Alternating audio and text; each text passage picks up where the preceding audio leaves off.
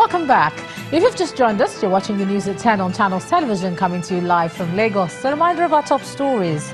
Defence Headquarters launches full military operation to end attacks by armed bandits in Benue, Taraba, Nasarawa and Zamfara states. Army panel ends investigation into alleged collusion by troops in the attacks on Taraba villages, says former Army General T.Y. Danjuma's claim was wrong.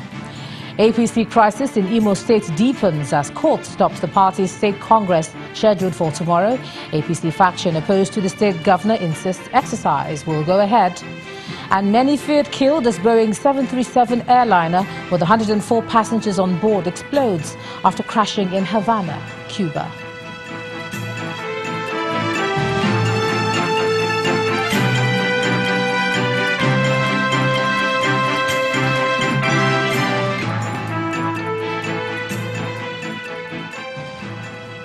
Now, channelstv.com has more information for you, and on youtube.com/channelsweb, you can watch our videos.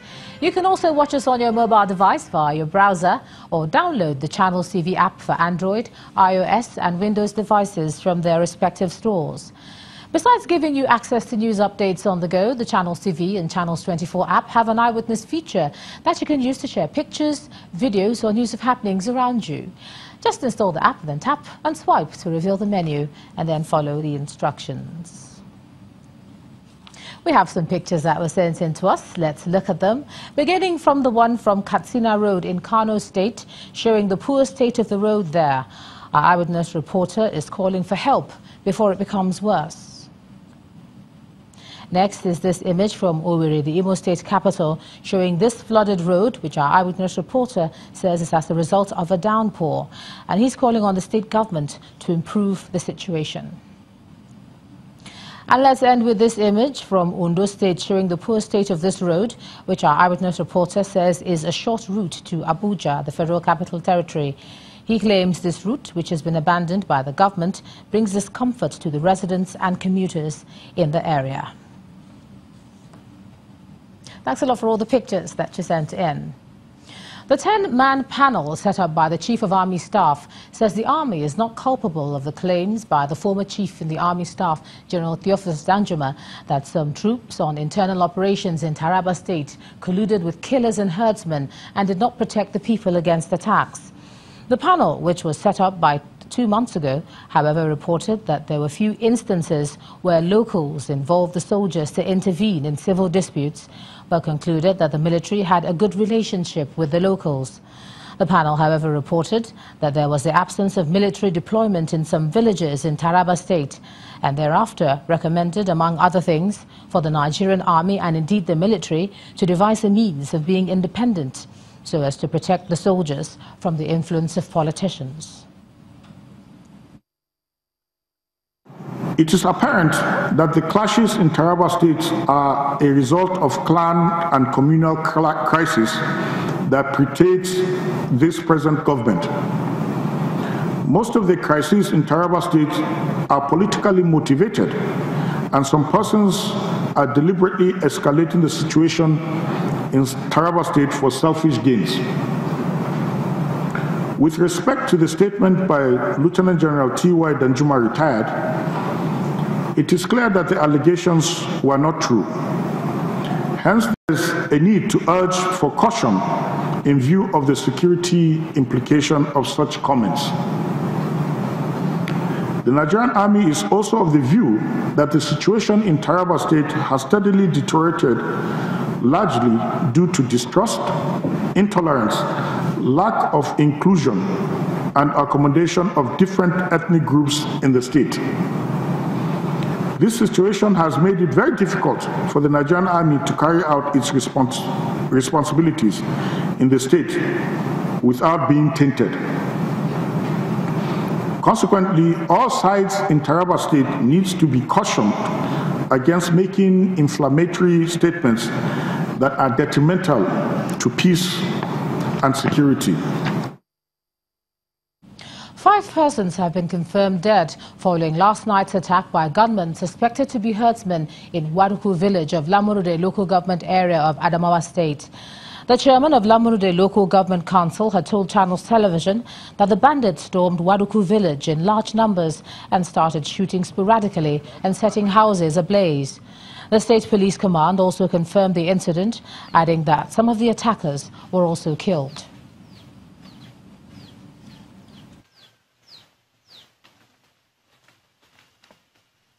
In the meantime, the primate of the Anglican Communion, the Most Reverend Nicholas Oko, has condemned the incessant killings in the country. Reverend Oko, who briefed journalists in Abuja, asked the federal government to redouble its efforts in tackling the nation's security challenges. He also reminded the government of the need to do all it can to secure the release of the Dapchi school girl Leah Sharibu, as well as other persons abducted by Boko Haram insurgents. Impact of the fall. The Synod wishes to state that the insecurity situation in the country has taken a new dimension, courtesy the unknown armed herdsmen. At first, when they started unleashing their mayhem at a time Boko Haram activities were dying down, Nigerians cried out, recognizing their unabated activities as another delicate security threat to the peace and already fragile unity of the country. They destroy farms, rape and kill people in their host communities. Large-scale killings of people were recorded in Agatu community, in Taraba, Zamfara, Plateau, Nasarawa, Kaduna, Enugu, and so on. Other pockets of violent attacks that claimed innocent lives were recorded in Delta, Abia, Rivers, Edo, Ekiti, Oyo, Ondo states, and others not taken into account. The recent killing of two Reverend Fathers alongside the worshippers in Benue that sparked off international outrage is very unfortunate, given the seeming subjective posture of the nation's security apparatus. From security to politics, for the third week running, the ruling All Progressives Congress will hold its series of congresses, this time for the state leadership of the party across the country. For a party that's just about 4 years old, the crisis confronting the ruling APC after the ward congresses speaks volumes. As the party members will wake up to another era in its leadership tomorrow, our political correspondent Sheung Osinbajo gives a preview of tomorrow's exercise. The All Progressives Congress is setting the stage for yet another outing. This time around, it is the state congresses across the nation. Taken off from the ward and the local government congresses in different states, conducted amid violence, irregularities and disagreements, casting a shadow on the process and highlighting cracks at different levels of the party.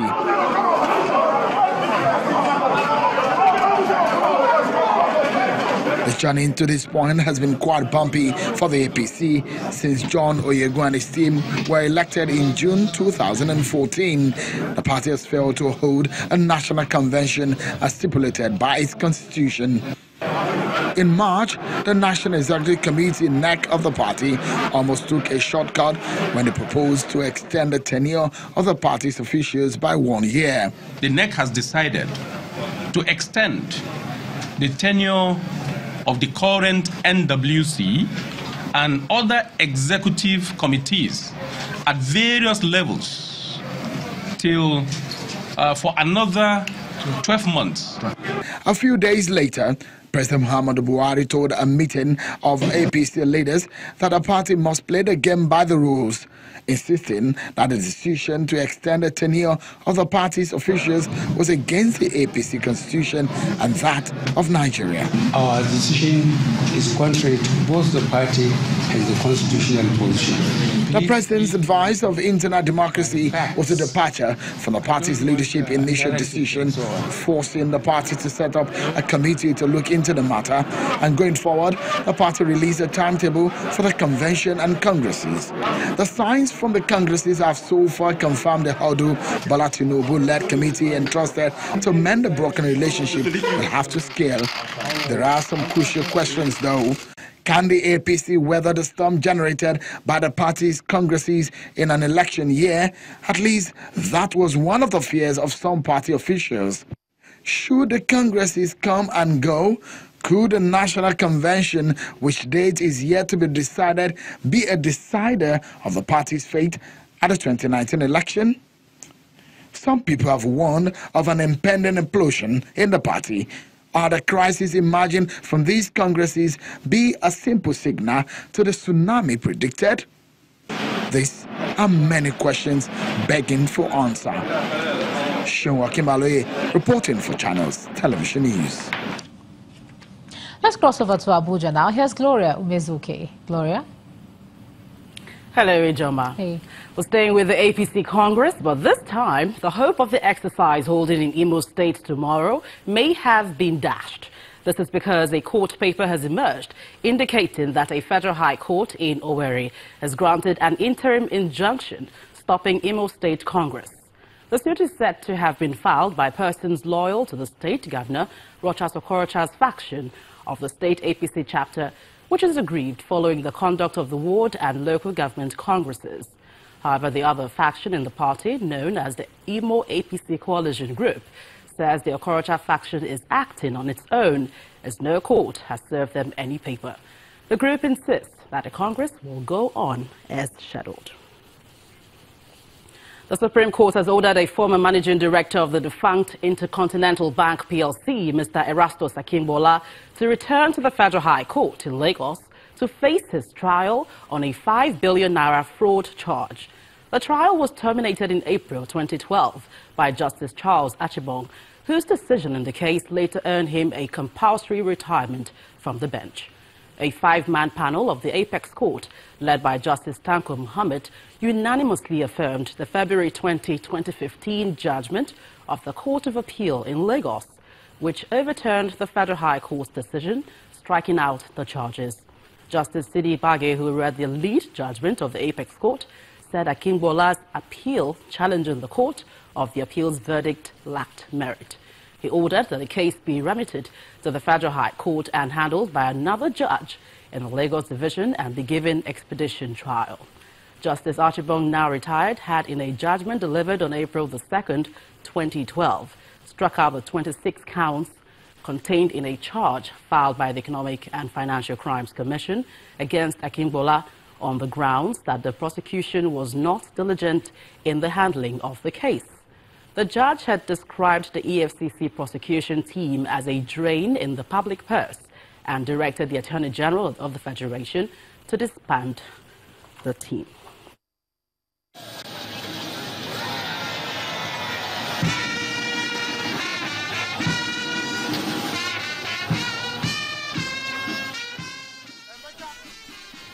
The official aircraft of the Vice President, Professor Yemi Osinbajo, arriving the Akano Ibiam International Airport, Enugu, with the state governor, Ifeanyi Ogwuanyi, the Minister of Labour and Employment, Chris Ngige, and other top government functionaries on hand to welcome him.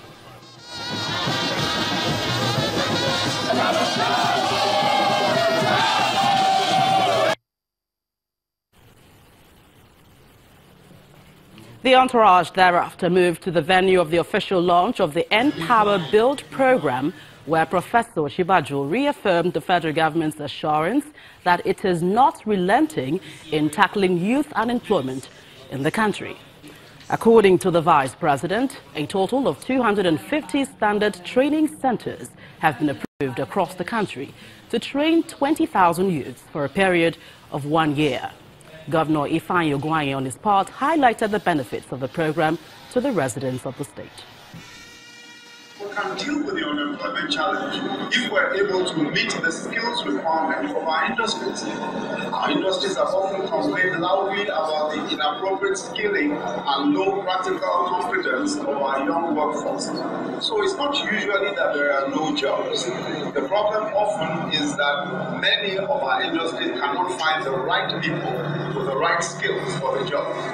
So it's my firm belief that reviving our apprenticeship culture forms a key part of the solution to the issue of skill shortages and youth unemployment. The End Youth category of the Empower program in Enugu State had a total of 90 volunteers posted to selected training institutes in the state such as Ananko, where we are.